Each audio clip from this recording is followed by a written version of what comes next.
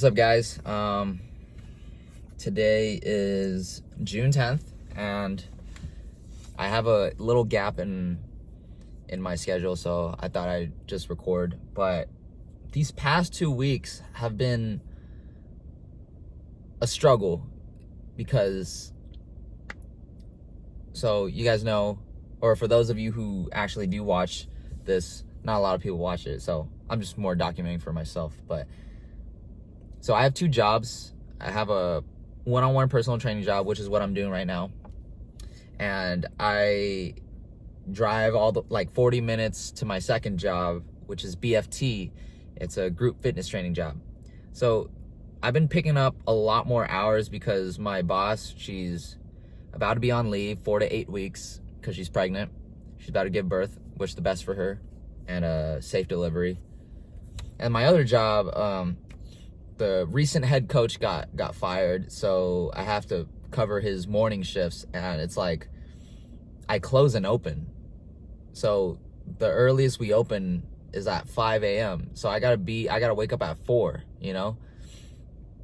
And it's tough to manage this schedule because I'm trying to manage 2 jobs. I want to do work on my online business, my coaching, because provide a program that's, you know, that I feel that I believe in, but also the fulfillment is valuable. Like I'm able to fulfill what I said and advertised I would do, which is like I'm trying to really help people, skinny people like me, get into the best shape of their lives, you know?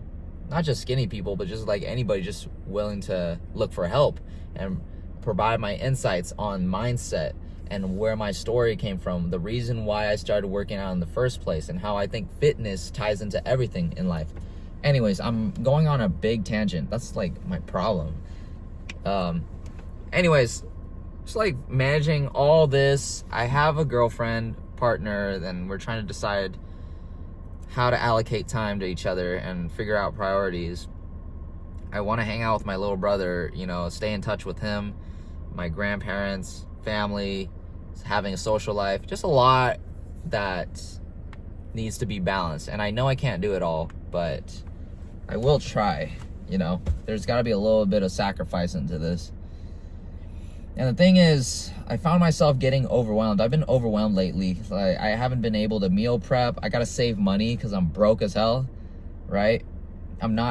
It's funny because my financial discipline doesn't match the amount of discipline I have in fitness and in life. So I've been working on that a little bit. I invested in a course recently, like a few months back. I'm in debt. I'm paying it off aggressively, being responsible, being like setting myself up for the future so I don't set myself up for failure. So I got that going on. And the thing is, even though that sounds like a lot, I don't think that should sound like a lot.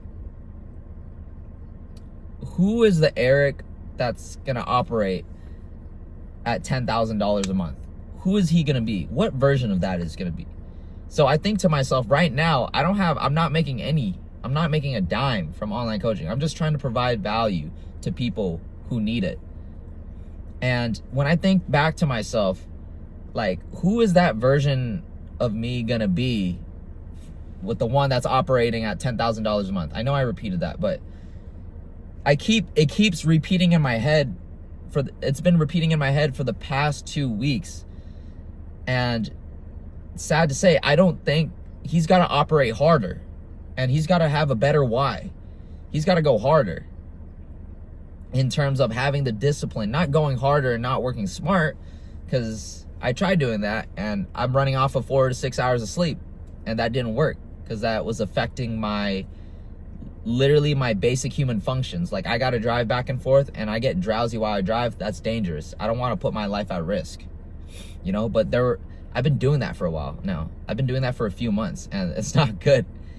It's about time I actually started to take that condition seriously. And I think it's because of sleep, right? But the thing is, I've done all that to find out what I'm capable of. And most people, I feel like, wouldn't want to put themselves in that position, even though they know, right? We all know 8 hours of sleep is good. But why hold that self-limiting belief because of other people, because of studies and things like that, when you actually haven't tried? You just play it safe. You be comfortable. You're risk adverse. I think that's like, I think I'm using that term right. But basically, you play it safe all the time. And I don't want to live my entire life knowing I could have done something, or at least I tried, right? There was I was doom scrolling last night, or actually yesterday, and I ran into this reel, and it was a valedictorian talking about the story of Icarus. Like, we know how Icarus, his father told him, like, he was able to fly, right? His wings were made out of wax. And you don't want to fly too low to the ocean or you'll get swallowed by it, but you don't want to fly too high near the sun or else it will melt off your wax. We kind of view that story as a story of, like, be careful, don't take risk. That was a failure story because he flew too close to the sun. However, there was another perspective. I think it's the whole story. I don't know the whole story for sure, but it's like, to fly close to the sun is to know how to fly. So basically, he flew so high that he felt he got to experience the feeling of flying and soaring up in the sky. And because his wings melted off and he fell, he knew what it was like to fly. And that kind of resonated with me because my whole life, I spent my whole life kind of in this middle zone, this gray zone, like not too safe, but I'm comfortable enough.